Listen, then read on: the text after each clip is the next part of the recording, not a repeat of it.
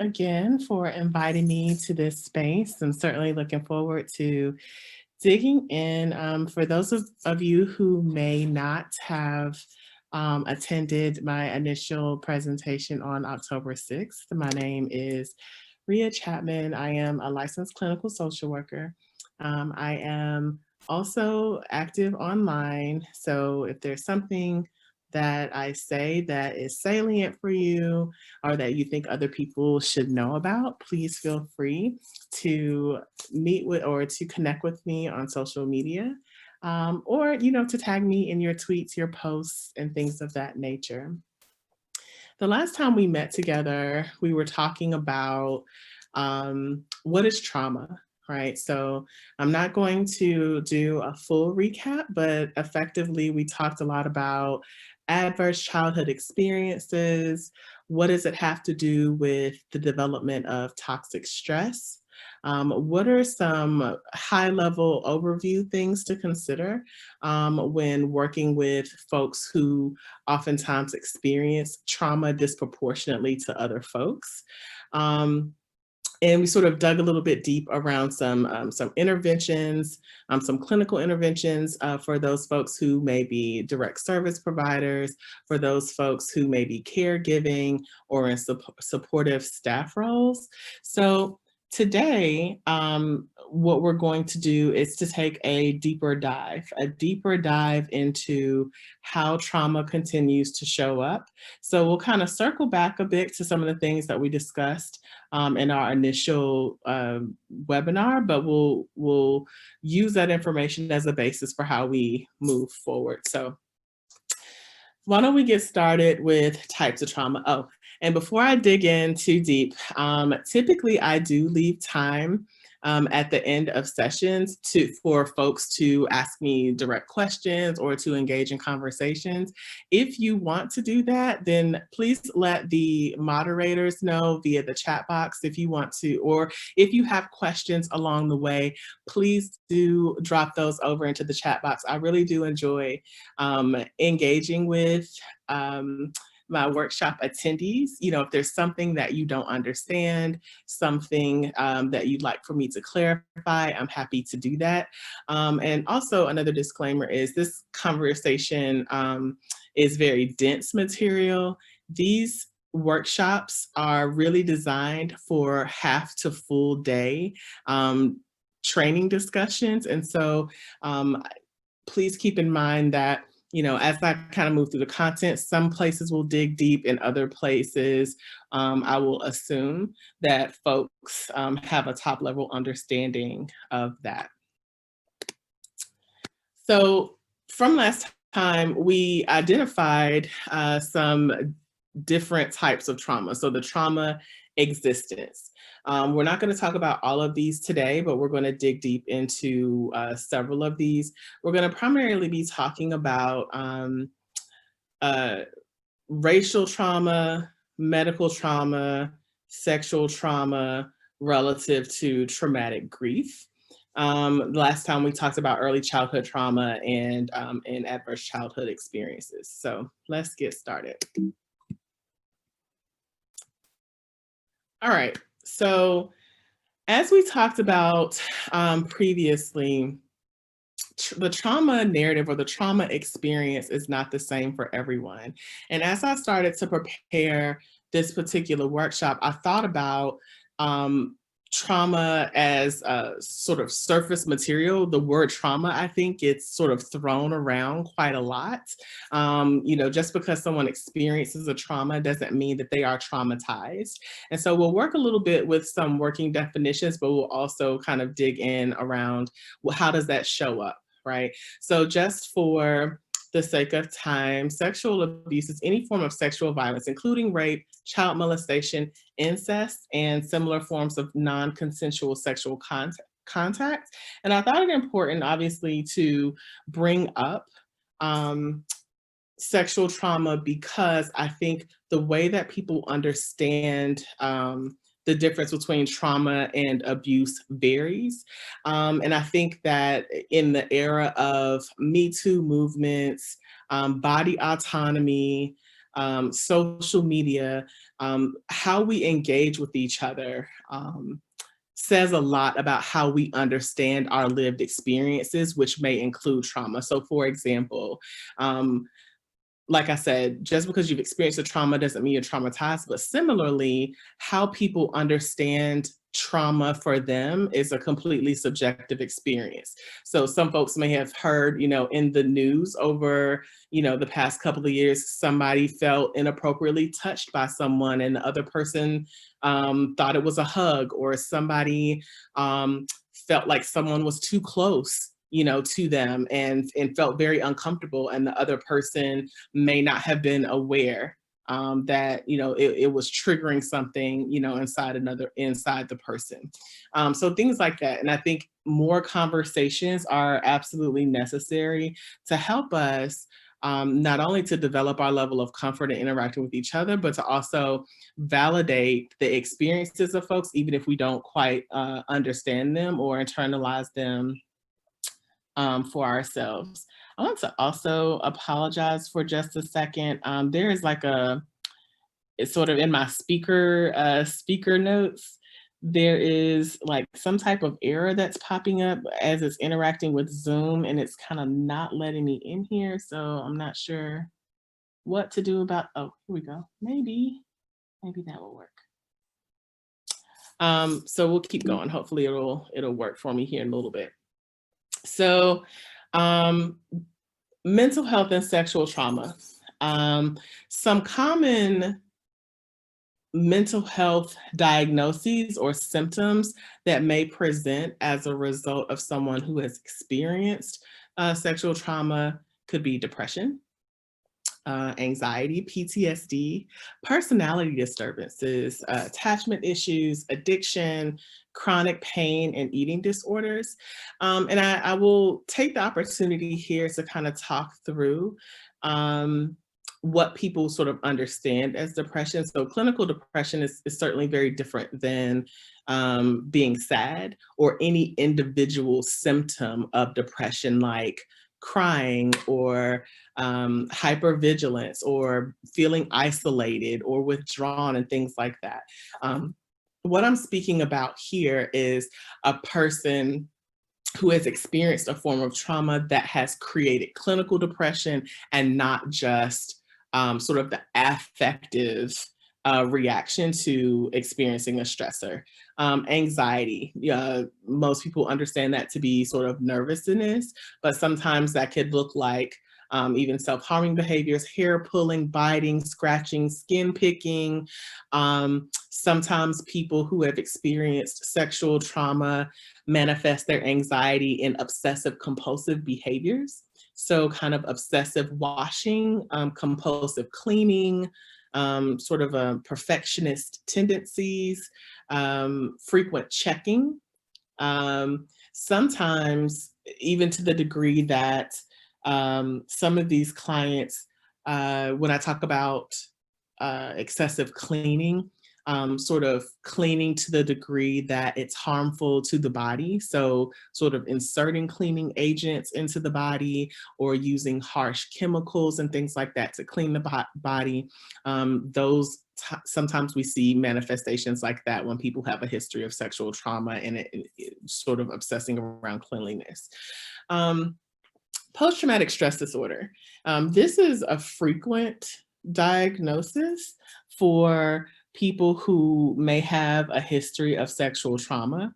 And I will also offer here again that while experiencing any form of sexual abuse can certainly be traumatic, I am also leery of making a diagnosis of PTSD just because someone has experienced what could be considered traumatic. So I say that I mention that because it's important to use the patient or the client's lived experience and their interpretation of their experience, and to be mindful of, how they sort of reflect on and consider their experience. So again, you not leading people to say you have been traumatized, but really it's important to kind of assess how they understand their own experience.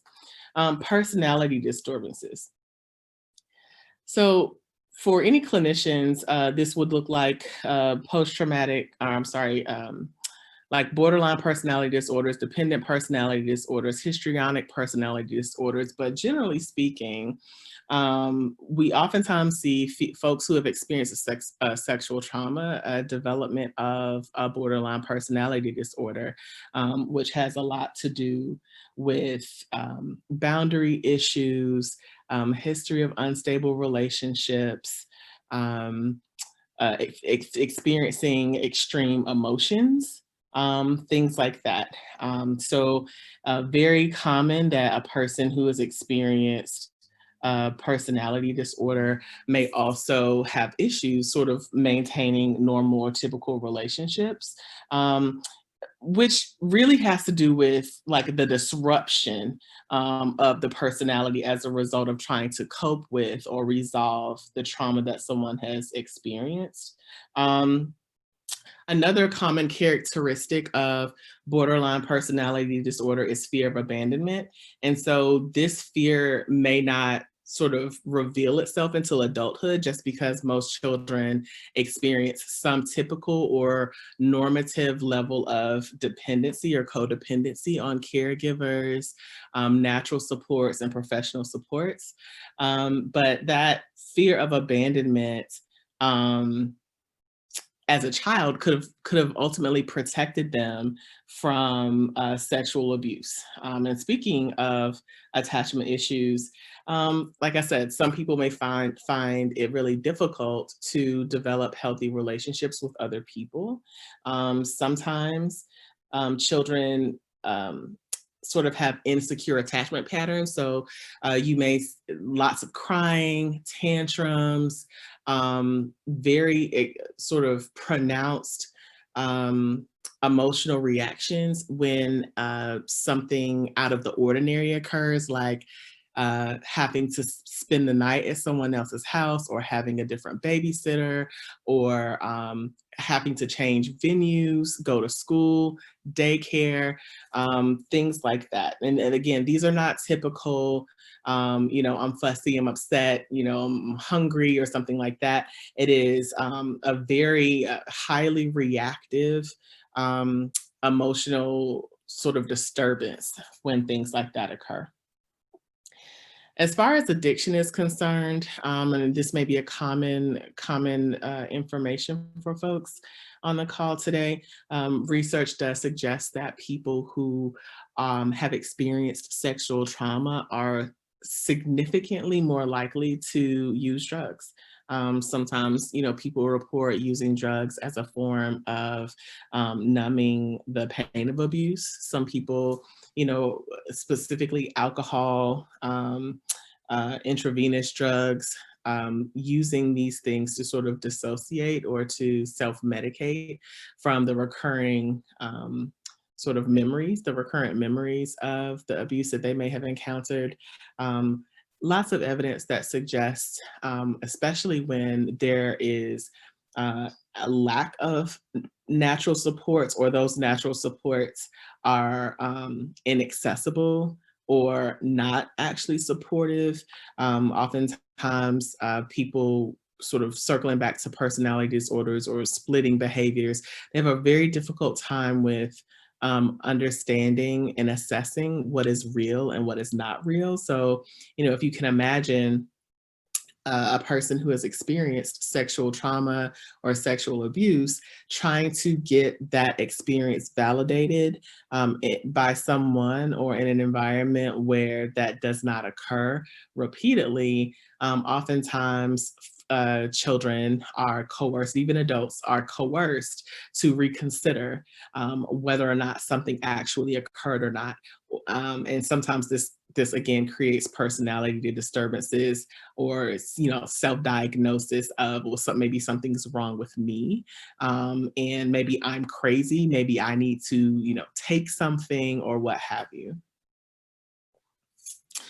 Sometimes, in less common instances, we get folks who report experiencing chronic pain, even though there is no clinical basis for the pain to occur. And I always say that a person's experience with pain is incredibly subjective. It's like, how do you tell someone, how do you determine what hurts and what doesn't hurt if you are not the person experiencing it, or the intensity of the pain. But there are times where, based on the description of the pain, tests, exams, evaluations can be performed that ultimately don't produce a cause for the pain. And we do have, diagnostic criteria that suggests, as a result of a person's internalized trauma and unresolved trauma, that it creates the experience of physical pain for people who have experienced trauma. And then lastly, eating disorders is another somewhat common experience with people who have experienced sexual trauma. Want to move forward to another trauma category that we don't talk, so much about. When having conversations about trauma is birthing trauma. My background is in reproductive health, rights, and justice. And the more often that I interviewed folks for various reasons, I started to learn that there was a common theme around body autonomy and what that has to do with the birthing process. So, for some folks who have experienced sexual trauma, these are additional considerations, particularly if you have professionals like an OBGYN during the pregnancy process, your partner, folks who have not necessarily named their sexual trauma experiences, folks who, and subsequently their partners, families, medical professionals may be unaware that this is part of someone's um, sort of social history, if you will.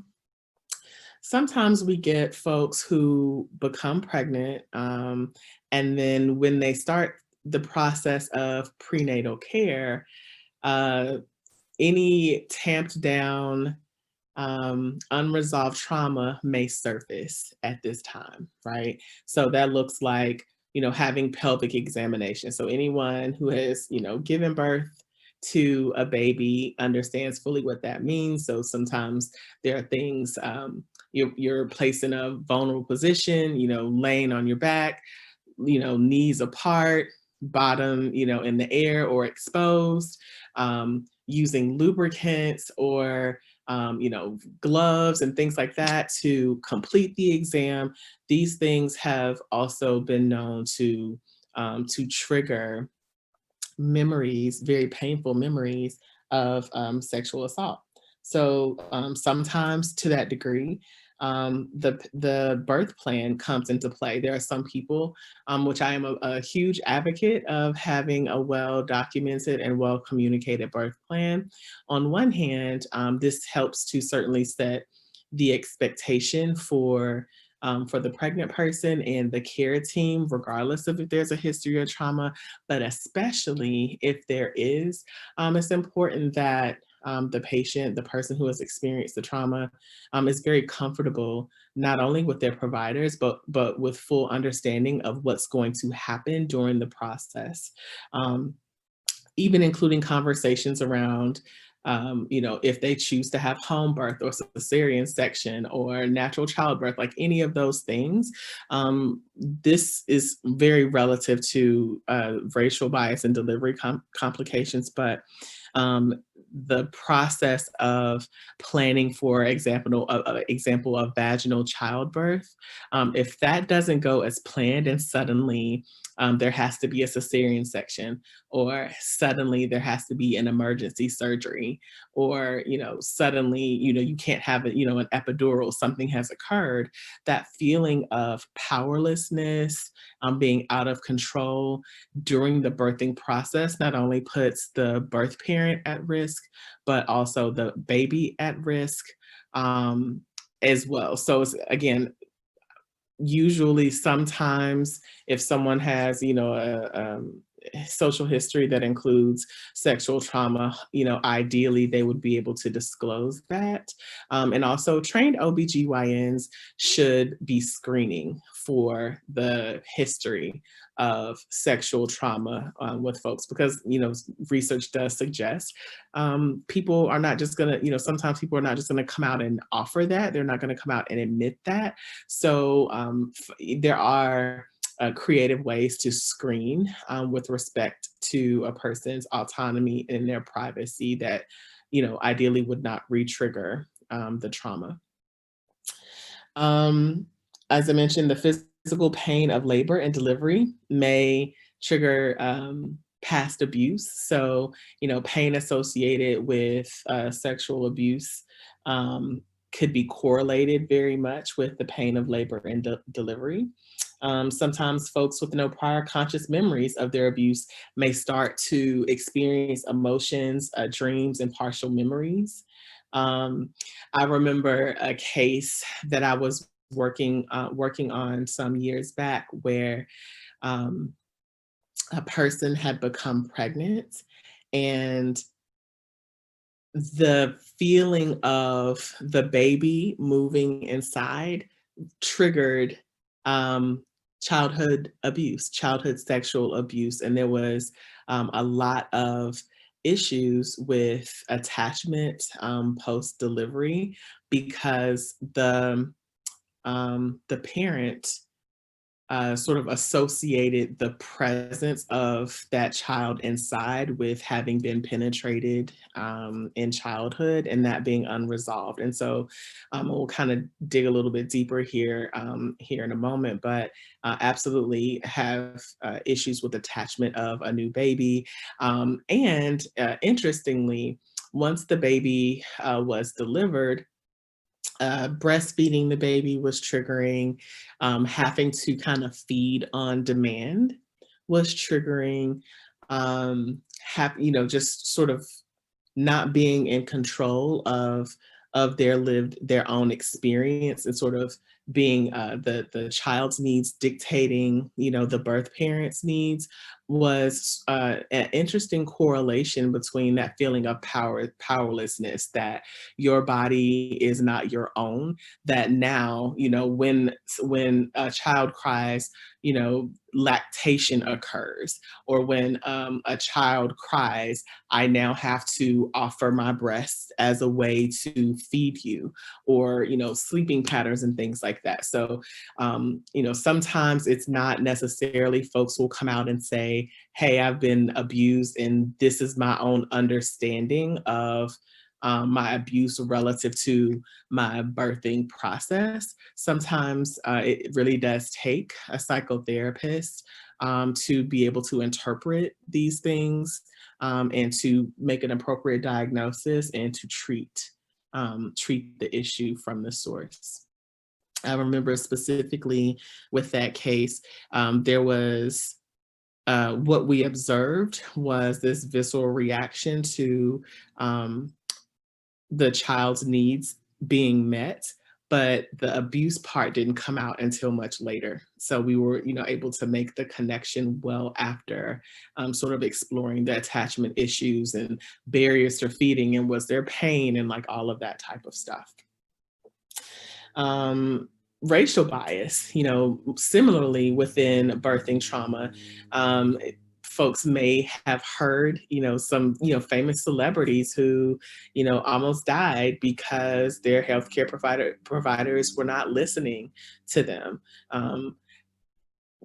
When we sort of measure pain or we talk about what's happening with our bodies in the birthing process, that overwhelmingly Black women, women of color are overlooked and disregarded to the degree that we die in childbirth 4 times more than white women, right? Significant.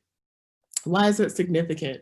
Because even in sub-Saharan countries, like in South Africa, right? And in places in Africa or, war-torn, war-ravaged countries, their infant and maternal mortality rates aren't even that high, right? We see these numbers more often in the U.S. South, right? In Georgia, in South Carolina, in Texas, where the racial bias absolutely impacts the birthing process and being part of that system, and how Black women are treated and regarded by their healthcare providers.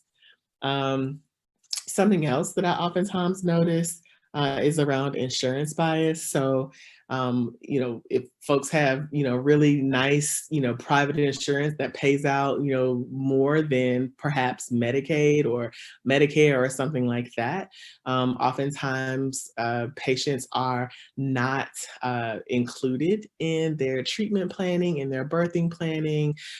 Their time is not respected. They're kind of shuffled around to whoever is available. They don't have the luxury of having the same providers. It's just kind of like whoever is available. I've had um, clients come to me whose OBGYNs just kind of drop them, after a certain number of children.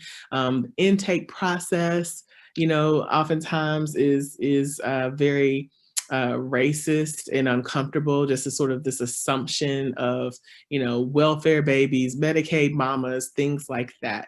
And these are, experiences that are, oftentimes shared within community, but are not trickling up to social awareness because HIPAA, right? That, your nurse saying things to you that are harmful, that are racist.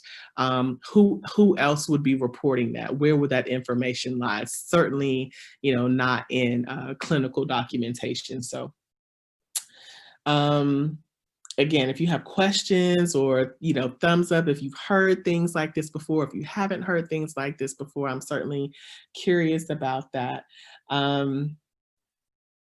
Let's see here. Other forms of trauma, race-based trauma and traumatic stress. So racial trauma, as defined by Helms and Nicholas, is the mental and emotional injury caused by encounters with racial bias and ethnic discrimination, racism, and hate crimes. Primarily, my work around decolonized psychotherapy this racial trauma or race-based traumatic stress sits at the crux of the work that I invest in around communities of color. And primarily it is because these experiences, though documented in terms of, for example, slavery, discrimination, Black Lives Matter, all of these things, it has not garnered the clinical attention that it deserves to really treat folks who are demonstrating symptoms consistent with race-based traumatic stress, and to validate those experiences as impactful and significant in shaping a person's development and functioning, right? So, as a result of race-based trauma, a person can experience something called race-based traumatic stress injury, which is an emotionally painful, sudden, and uncontrollable racist encounter. How many folks can name a few of those that have been in the media lately or in your communities lately, right? Sudden, emotionally painful, uncontrollable racist encounters. Lots of this stuff happening at the polls right now with people being intimidated. They're, being threatened for wearing masks. Race-based trauma, race-based traumatic stress can come directly from other people, or they can be experienced within the wider system, right? It can sort of come as a result of racism and being enacted on someone, or vicariously, meaning like you witness or see videos of people facing racism. They can be transmitted intergenerationally. right? Meaning, and we'll dig into that a little bit, meaning how, is it possible that the trauma that my parents and my grandparents, my great grandparents, and my ancestors have experienced and carried within their bodies, is it possible that these things have been passed down to me and has shaped how I interact with the social environment or what assumptions that I make about different types of people, right?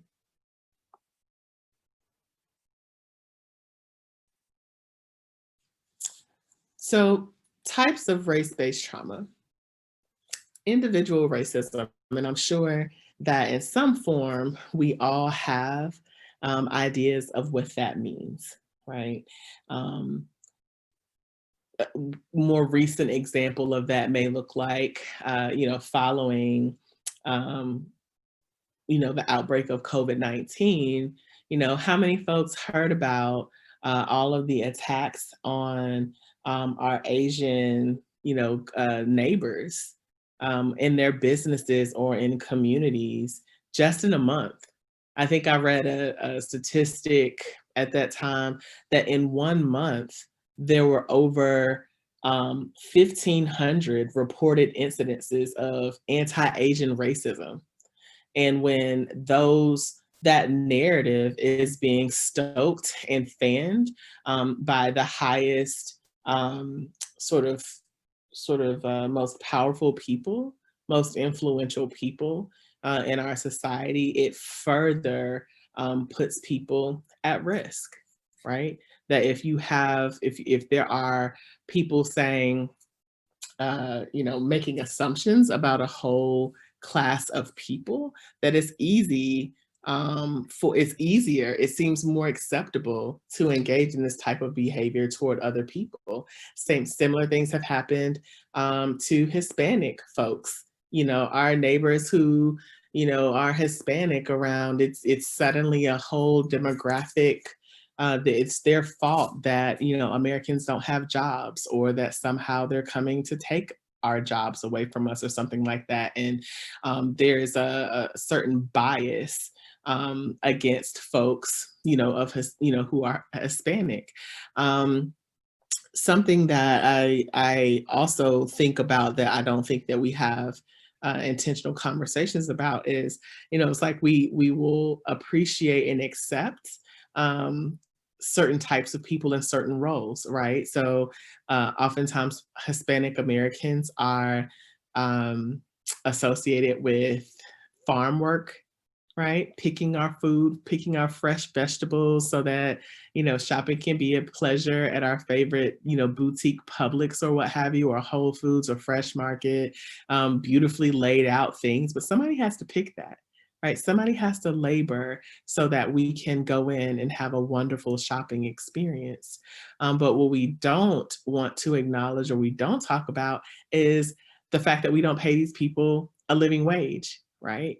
That there is a documentary that somebody may know the name of it, but oh, I can't. It's like a food documentary, and it talks about how excuse me. It talks about how the food workers are paid 1 cent per pound, and that they were sort of advocating for getting paid at least 2 cents per pound, because that 1 cent increase would effectively allow folks to be lifted out of poverty, and that they wouldn't have to actually be sleeping on the ground outside in Napa Valley because they can't afford housing after a long day's work of picking all of our beautiful fruits and vegetables, right?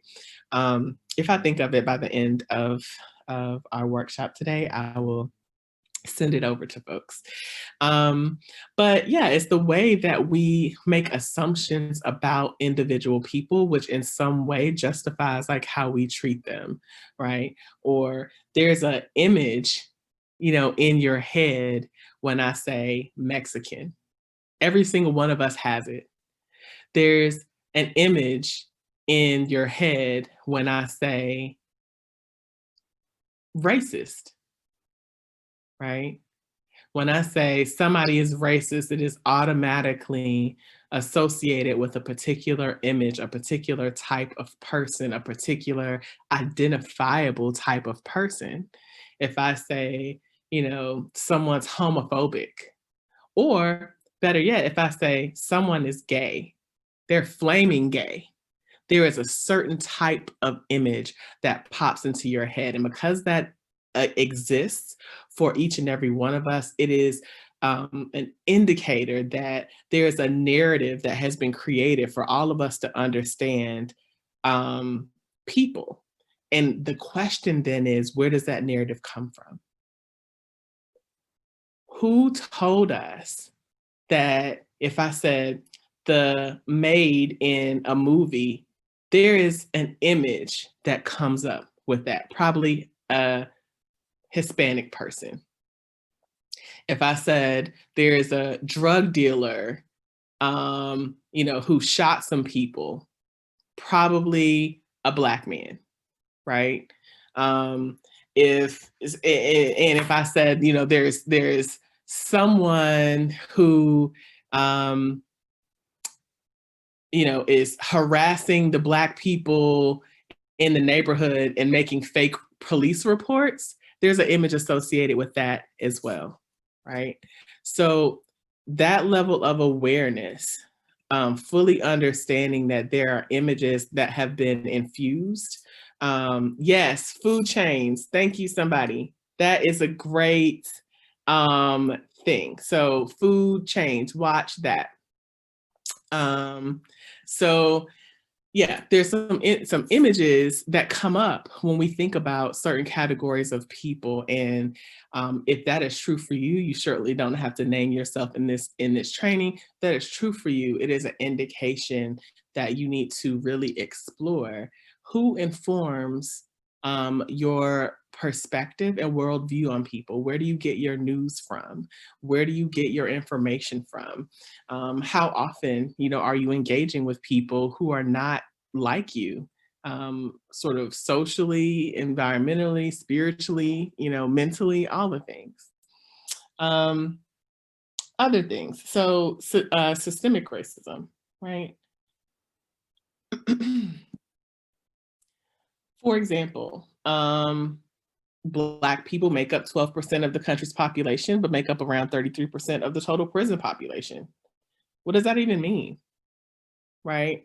The fact that there is overrepresentation of arrests for people of color, Black people, and policing, as well as racist sentencing practices that overwhelmingly evidence suggests that Black and brown people are disproportionately criminalized, policed, than any other race, right? The assumption of guilt, despite evidence. Other ways, that these things show up is, again, like, excuse me, interpreting the law based on demographics.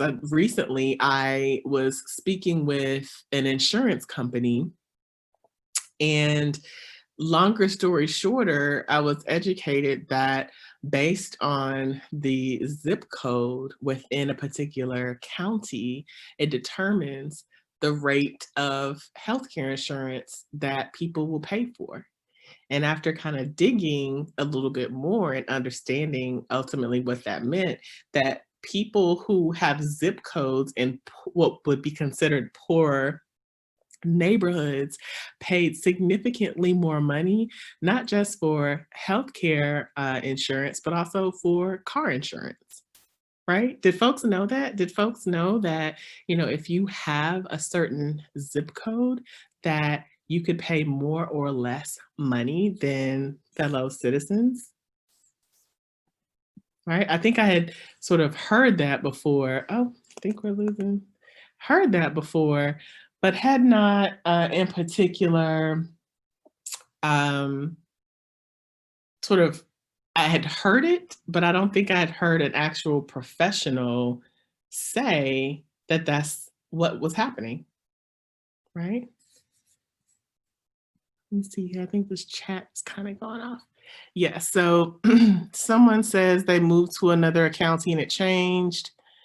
Um, let's see.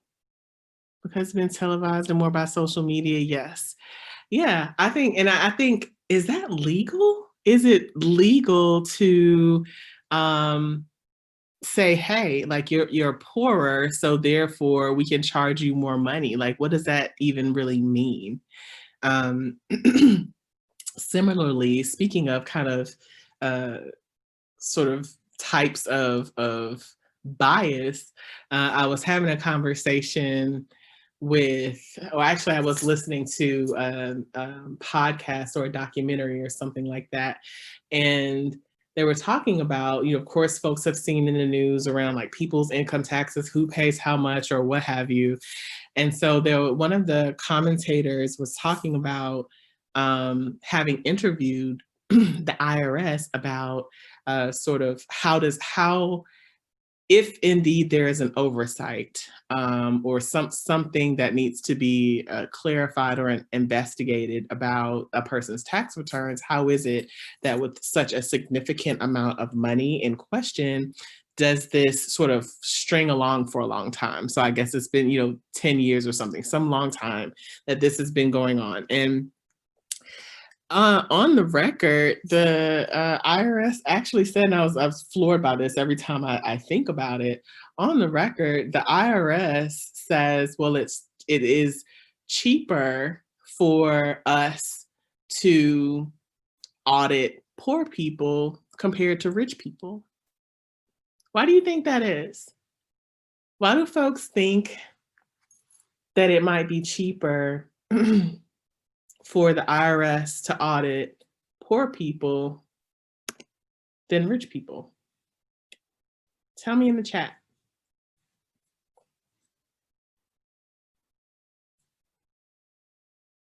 What would make sense about that? How could that be an accurate statement?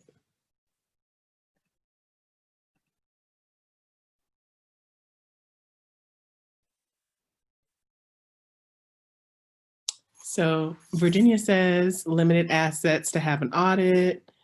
Deborah says because they don't have money to defend themselves. It's assumed they have less, says Barbara. We are expected to have less, says Patricia. So the combination of all of those things is very accurate, right? It is very accurate. So Virginia says limited assets to have audit. So the basis of this is, well, it costs more money to pay people to investigate or to audit people who have a lot of money, right? So people who typically have a lot of money may also have significantly more financial documents to go through, investment properties, different accounts, transactions and things like that. There's like significantly more. So we've also kind of heard recently of how many thousands of pages of financial information that was submitted to the IRS for review, right? For example. So the sheer amount of man hours that it would take to kind of screen through and to look through all of that stuff, the IRS sees that as not as advantageous or more costly than scrutinizing the single W-2 or the five or 1099 documents or something associated with one person. So absolutely right. Not having money to defend themselves. I think one thing that certainly comes up is how lack of information affects any intersection of our identity, right? That people who don't know what their rights are oftentimes can't hold systems accountable to exercising their rights, right? So I don't know if anyone uh, I love documentaries. I don't know if anyone saw the documentary where it's talking about there's no legal basis for folks having to pay income tax at this point is coming from, previously employed IRS people. And I thought that was the most curious thing in all the world, because overwhelmingly what the narrative is that, well, people keep paying taxes because they think they're supposed to, and that there's a threat, of incarceration because they don't. But what we also see comparatively is, well, there are people who are obviously millions of dollars in debt, and people who sort of evade taxes and all of this sort of stuff, that may not get the same punitive reaction as someone else who, you know, owes a very small percentage of debt when compared to a rich person, right? Let's see. Poor people have less resources to refute the audit, easier target. Yes. So Alexia says, hey, people don't even have time to be doing this, right? Which is true, like getting to the privilege of it all. People who have a lot of money probably also have very highly paid attorneys, right? They have a team of attorneys that they have retained to likely ensure that they themselves, as the taxpayer or as the citizen, they are not the ones who are on the phone, back and forth with the IRS, or trying to come up with payment plans, or getting these documents mailed directly to their home and ignoring the pile of mail and then opening the mail. Like, they are typically not the ones who are doing that. They have CPAs, attorneys, accountants, financial advisors, all of those people who are paid to make sure that this doesn't become, an issue, right?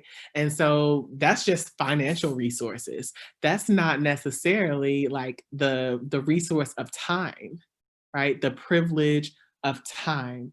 And that's important. The privilege of time is important, that when you um, have, to go to work. Perhaps you don't have, you have 2 or 3 jobs. Perhaps you have limited childcare. Perhaps you have a pre-existing or underlying medical condition, a cognitive disability, a mental health or a psychiatric disability. Perhaps you have limited natural supports. Maybe you're a single person. Maybe you are, have housing instability. There are multiple layers of things that folks who are poor or who are otherwise marginalized, um, that present as barriers for them being able to take care of something like that, right? To be able to show up in full capacity, to advocate for themselves, right? So we were talking a bit about we've been talking about systems, but those same systems, back when we were talking about birthing, birthing trauma, or sort of our relationship with the environment, that overwhelmingly there are so many people that I talk to who give me these experiences. And my question is always, well, did you call this person? Did you, write a letter to this, or send an email, or, write a review? I'm the queen of writing a Yelp review or a Google review when I have a poor experience with someone that sort of is not resolved, in an appropriate way. But that is also a privilege, right? To take the time to think about how something gets resolved. And also, when people have experienced sort of recurrent trauma over a time span, there is an expectation that this is how it's always going to be. So there are some people who, in a lot of ways, feel very disempowered, and powerless over their experiences, because they have not had the experience of being validated, affirmed, vindicated, seen, heard, all of those things that are important, as an actual person. If you can imagine, all the types of trauma we've been talking about, where if, not once is someone saying, you know what, you're absolutely right, and there's accountability and there's responsibility, right? Using this prison conversation, other iterations of that is around the legalization of marijuana, right? That's a huge one, that for a long time, does anybody remember that video that came out. Was it in like in the 60s or the 50s or something? It was called Weeds. And it was like the marijuana playing all over the place. And these kids are crazy and they're smoking weed and they're gonna, you know, like turn into these awful people. It's like there's been a huge pivot from when marijuana was considered like the most terrible thing in all the world to CBD shops all over the place and medicinal marijuana and legal marijuana in different states, and you know, states sort of basing, you know, funding schools with the proceeds from legal marijuana sales and things like that. But what do we do with all of those people who are sitting in jail right now for low level marijuana offenses?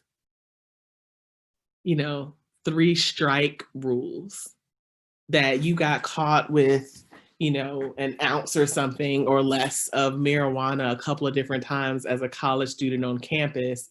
And now your college career is over and you're serving jail or prison time because of the laws of your state, right? Who are the people? Who are the people that are more likely to encounter police? Who are those people?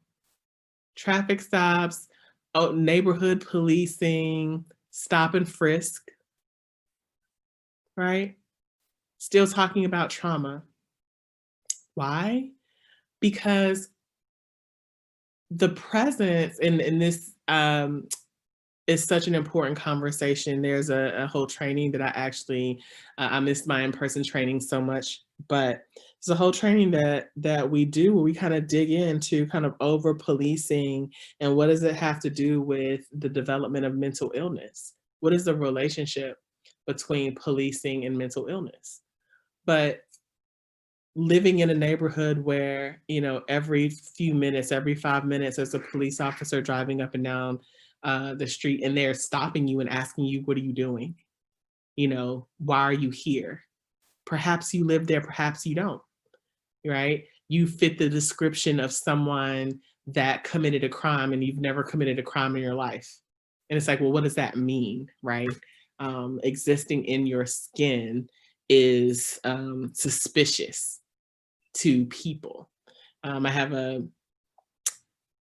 in-laws who live in a very affluent neighborhood down the street from my not as affluent neighborhood. But they get the police called on them routine. They've been there 15 years and have raised their family in the neighborhood. And still to this day, somebody calls the police on him and the police follow him home. And then now they have to, now the, you know, the police know who he is, but they're like, sorry, if somebody calls, we have to do this, as opposed to holding those people accountable for harassing their neighbors. You know, it used to be that they had to pull out their ID and show, like, hey, I live in this neighborhood and all of this other type of stuff. But the way, and it's been expressed, is hey, if somebody calls the police, we technically have to respond to the request, even though we know it's BS, right?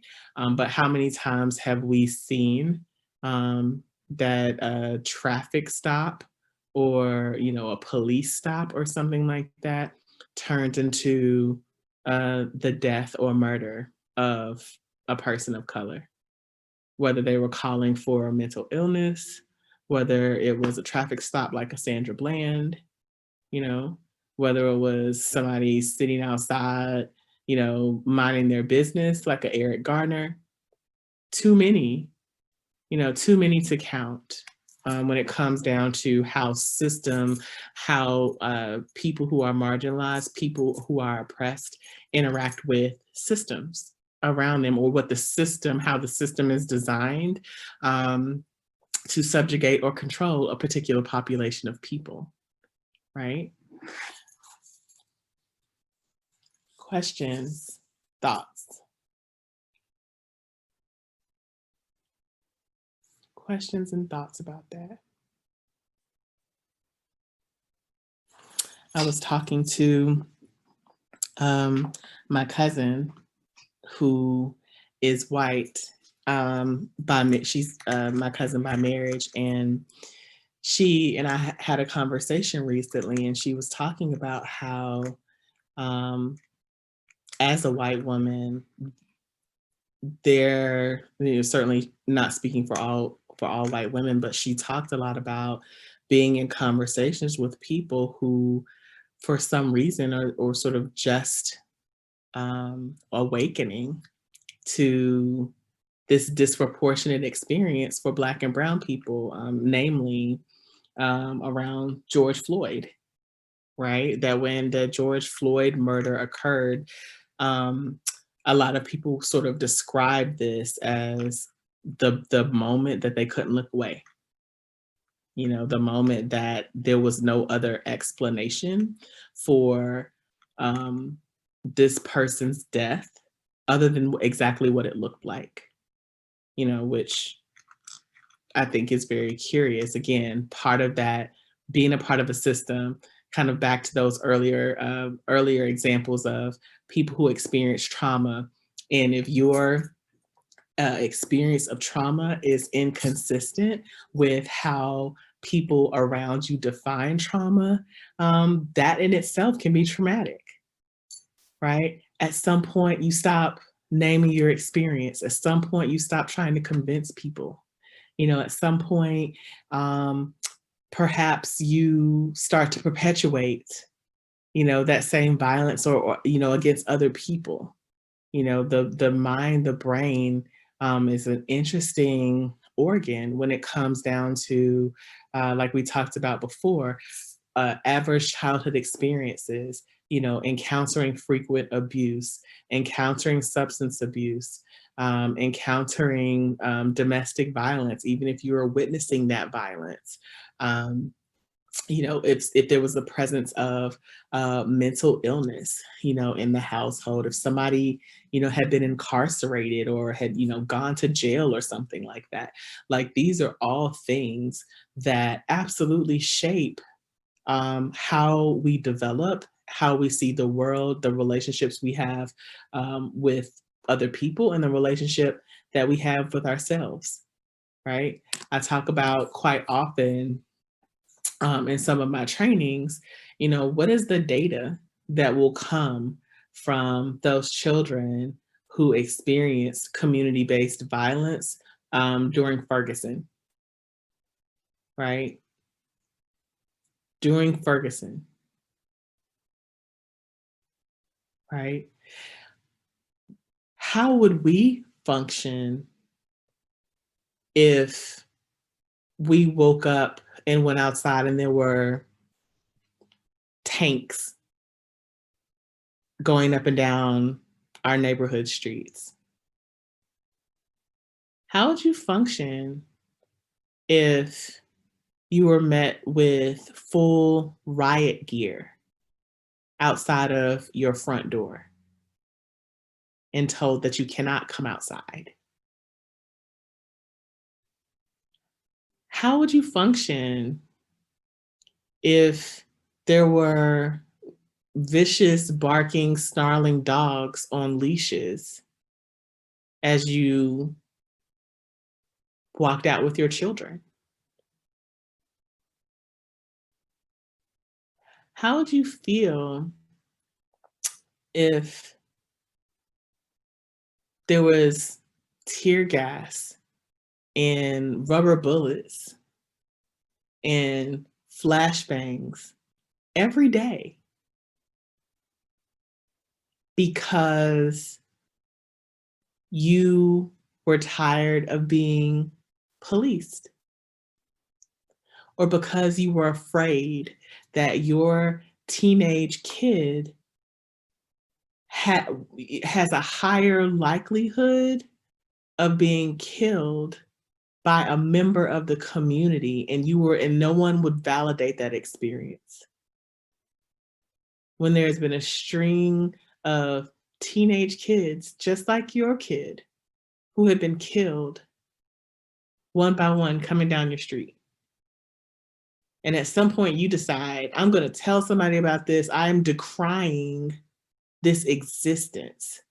I deserve to live in a safe neighborhood. I deserve to be protected by our public servants.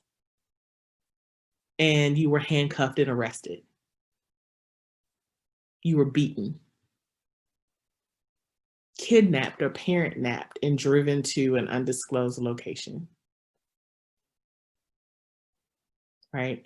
These are things that are happening in the system that we live in. Very real experiences of people. So when we talk about complex trauma, that not in addition to the adverse childhood experiences that we've talked about, and we also talked about the Philadelphia Urban ACEs study, which sort of expands the original ACEs study to include um, community violence, neighborhood violence, hearing gunshots, seeing, trauma in your environment and things like that, experiencing racism. What is the psychological effect? What is the impact on the brain's development to be policed, to be mistreated, to live in poverty? There's a case that I'm working on right now that is striking. And this person was diagnosed with schizophrenia prior to being referred to me, had been treated for schizophrenia. In short, Black and brown people are disproportionately misdiagnosed with schizophrenia and bipolar disorder. Different story, different day. But this person is diagnosed with schizophrenia. And as we're kind of talking through the things, one day this person says that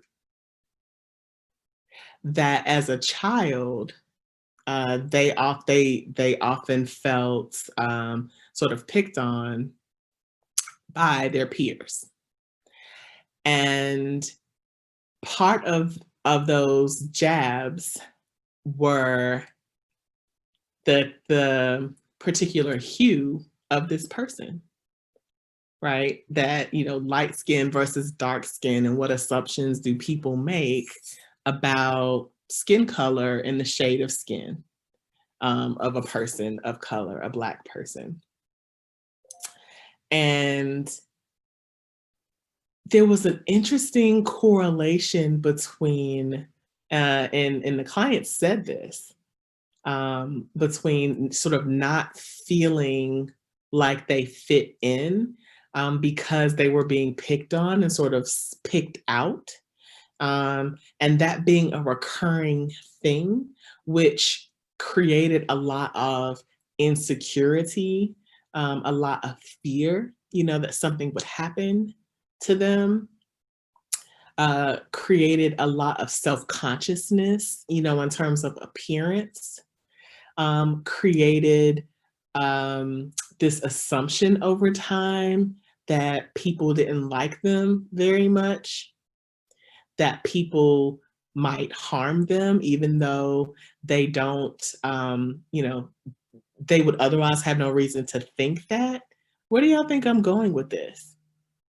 Right? Where do y'all think I'm going with this person's experience as a child being sort of picked at for how they look, not included in peer groups, being sort of separated from everybody, not chosen, and then later he has this diagnosis, or not even later, received a diagnosis of schizophrenia in childhood. Yeah, it adds to their adult trauma for sure. But the patient says to me, maybe I didn't have schizophrenia. Maybe I was just responding to how other people were treating me. Isn't that incredible?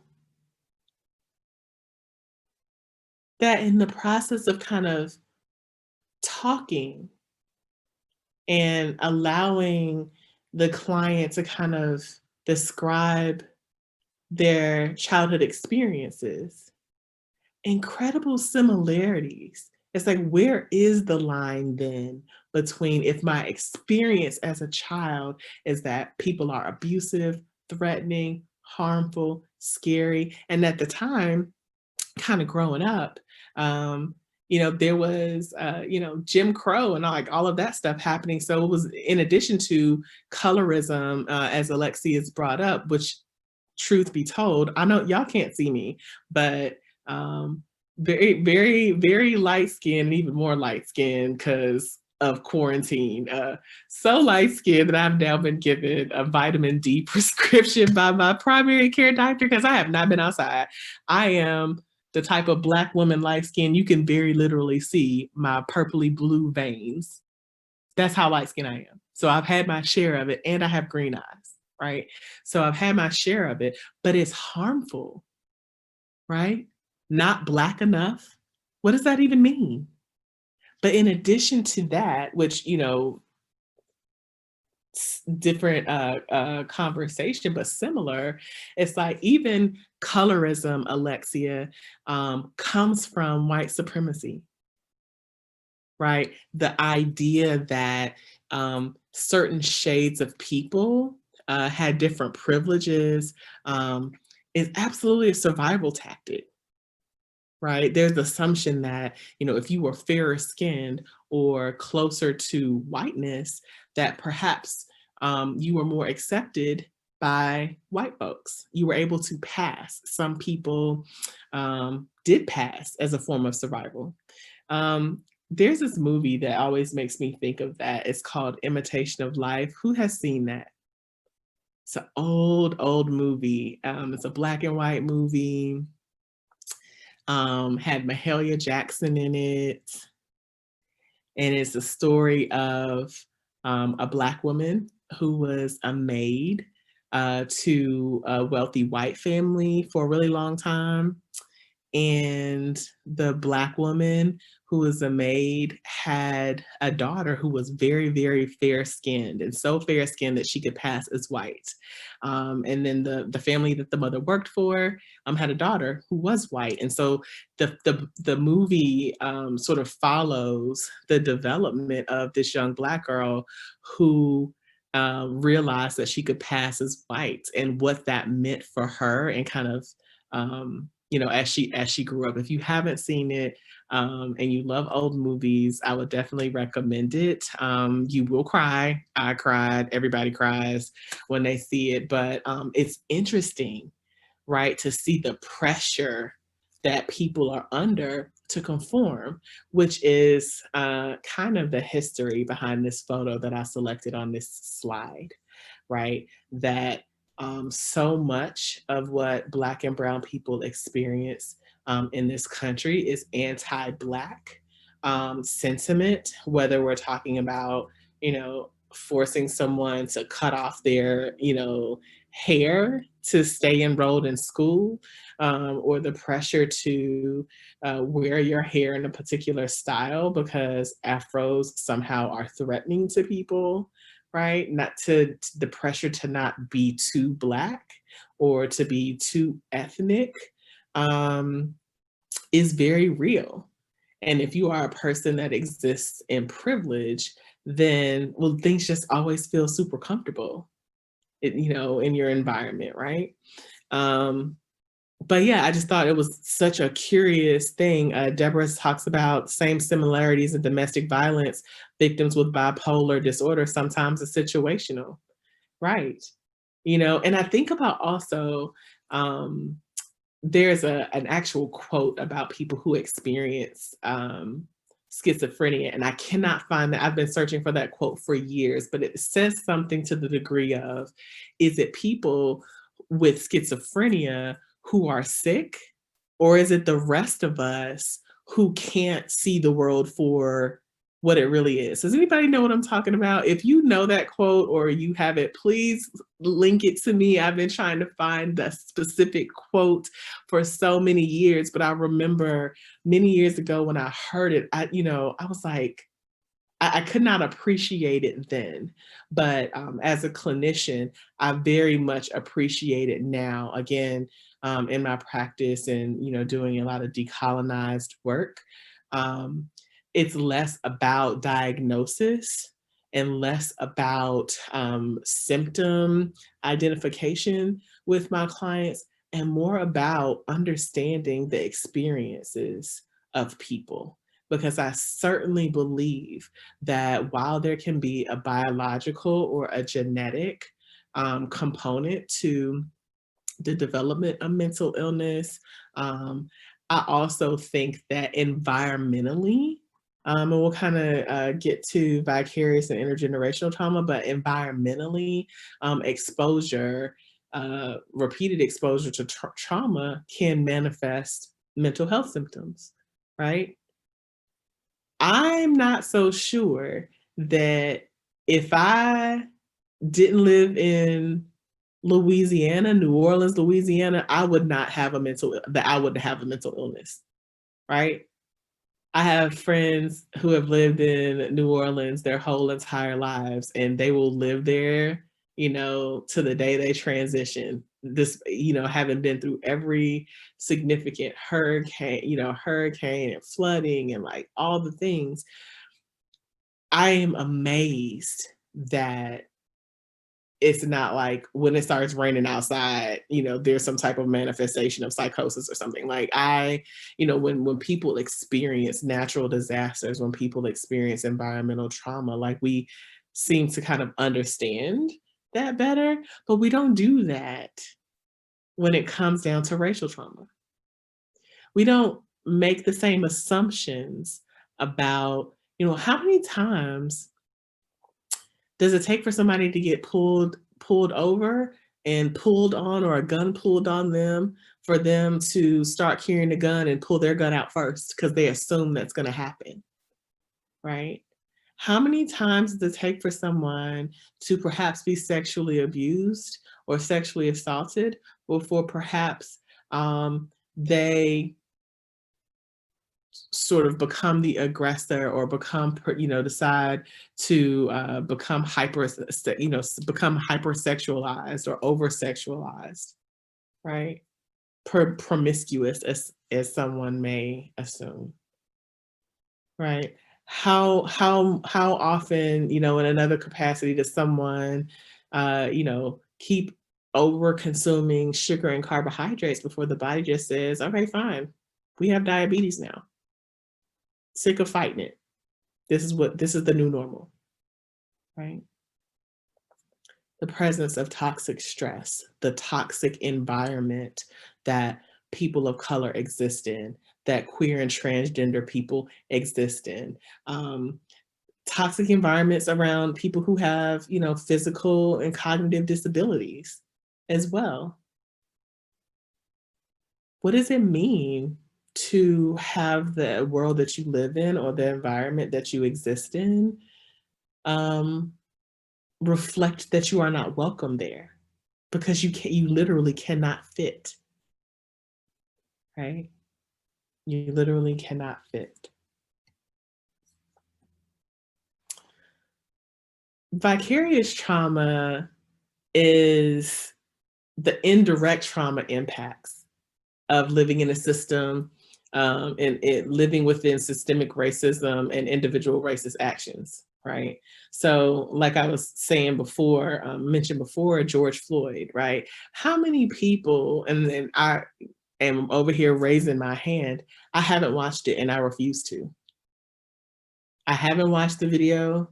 I haven't watched many of the videos that have come out over the past couple of years. And I have been an activist and organizer for over 20 years, on the ground, on the front lines, in the direct line of impact, tear gas, police arrests, all the things. And I also absolutely refuse to watch the murder of an unarmed Black or brown person on social media or anywhere else. I don't want to hear any gunshots, Breonna Taylor. I don't want to hear it because I have I have emotional reaction to that trauma.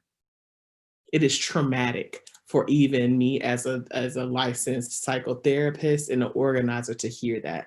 But what do you think happens when we keep seeing those images over and over and over? When we keep seeing these images that there are guns drawn on protesters.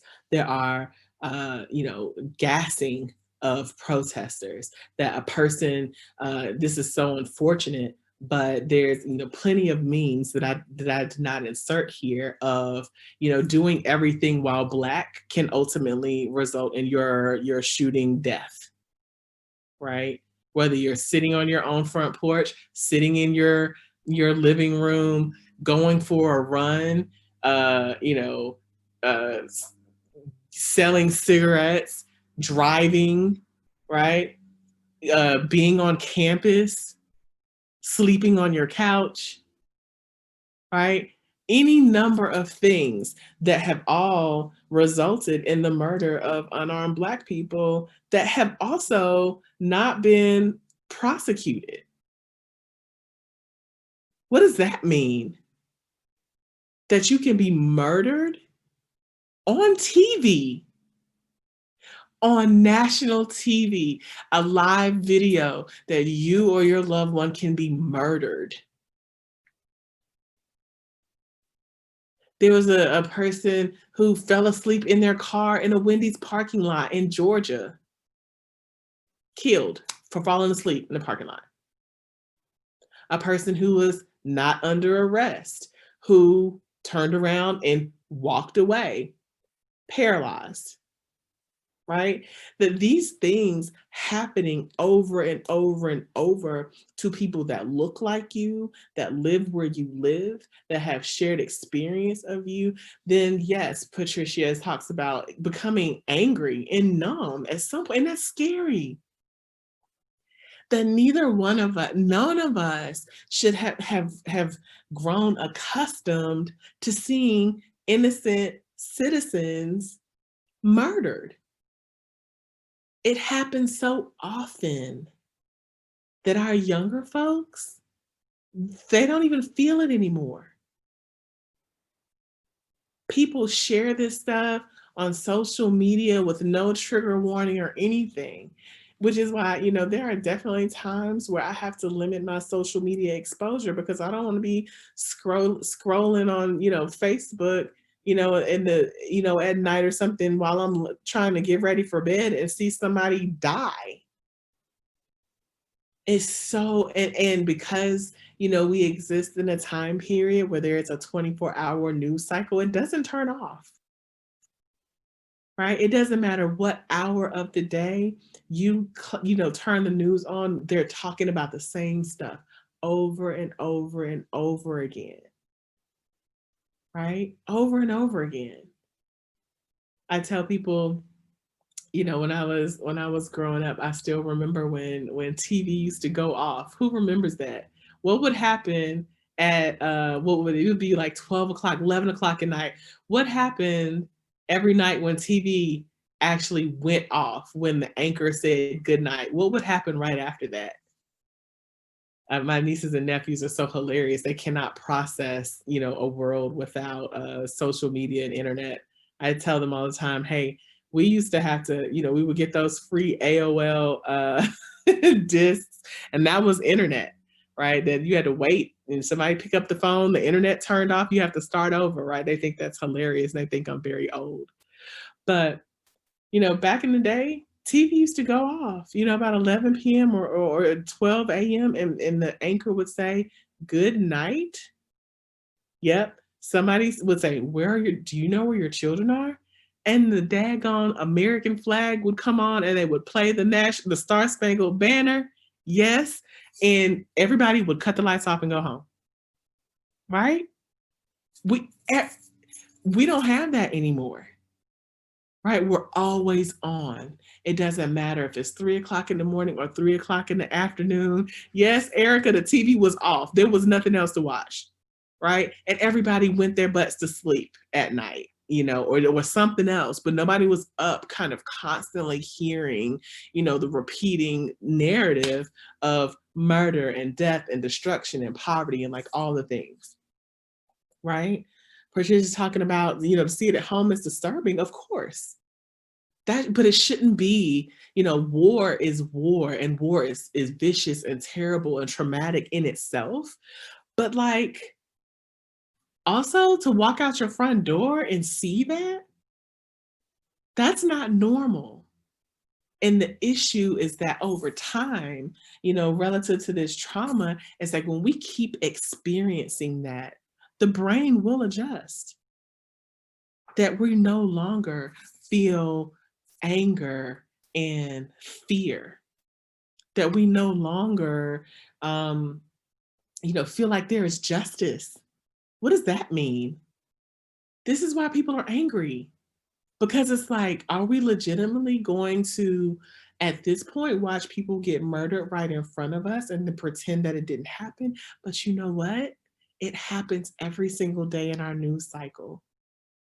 I'm sure that we all see like political candidate videos and different things like that. And you've probably seen one commercial in particular where the person says one thing on one day and he literally denies verbatim saying exactly that same thing. And we exist in an environment that even when there is audible evidence, audio evidence of someone saying something or doing something, we can all look at that exact same situation and people pretend like that's not true. It didn't happen. Right? That's the biggest form of gaslighting I've ever seen. I feel like that's the existence that we live in, just constant gaslighting. Like, I know that's what's on the video, that's what's on the tape, but it's not true. It didn't happen. It's fake. Right? What if you had mental illness trying to process the world around you? Right? What if that were the case?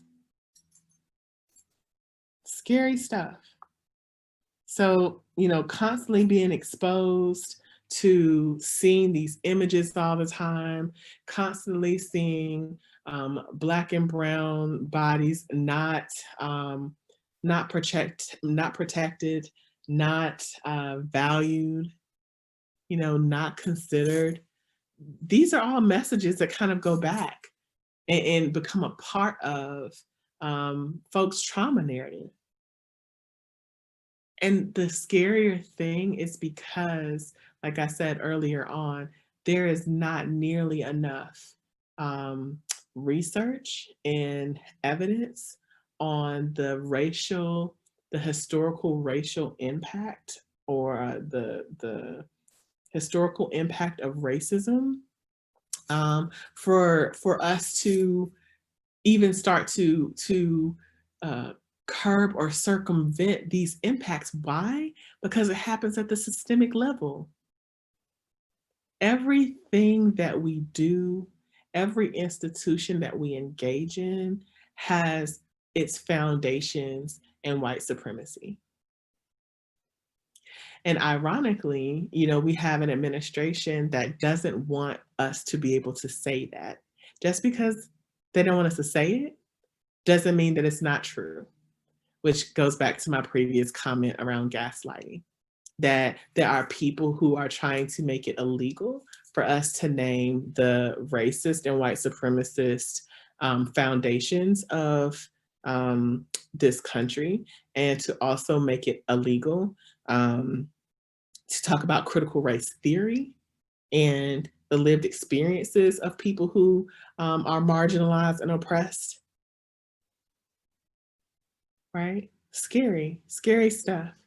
Again, we all know it happened, but we're just going to pretend like it didn't happen, which is why it's ever increasing to talk about it, to keep naming it, to keep showing up and saying, this is my experience. This is what happened to me. Right?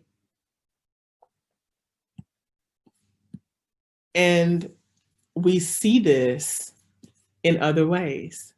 And this from last time we talked about, you know, people being, exposed to toxic stress, developing, obesity, mental illness, underlying health concerns, suicide attempts, stroke, cancer, heart disease, all of these things that manifest in the body as a result of the toxic stress that we have been exposed to over our lifespan is significant.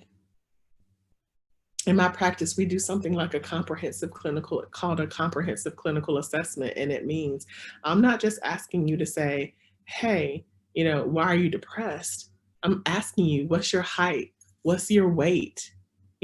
What is the prevalence of mental illness in your family? And if that person can't name it, if there's no language for it, then I'm digging deeper than that. What does it look like? What does it feel like? Because there's also, a systemic reason why there are lots of Black and brown people who literally don't have the language to describe mental illness. From years and years ago, there's a researcher that I highly respect. His name is Dr. King Davis out of Texas. And he does phenomenal work around the mental health history of Black people in this country. And the very first psychiatric institution that was designated for Black people. And he has spent many years collecting any, what do you call it? Evidence of early medical records. Back then, medical records for Black and brown people were not kept in the same way as they were for white folks. But he has spent many years recovering these documents who are in closed down and abandoned mental health and psychiatric institutions. And he, has this funded project that he reviews those things. And so he found things like, a person who's clearly experiencing PTSD or depression being screened by a medical doctor and being prescribed return to slavery to heal the mental illness. That the reason why these people are acting like this is because there's, they don't know how to be free, and the freedom is just too much for them. So, my prescription, my diagnosis, the prognosis is they'll get better if they go back and be a slave. True story. Phenomenal research that has come out of his studies, right? And lastly, like I said, I do a lot of trainings and things like that. So I would love, to connect with folks around further study, further conversation. I miss, those days where I could, see people and talk to people and interact with folks during trainings. But safety first, right? I hope that, everyone is staying well. I hope that your families and your loved ones are safe.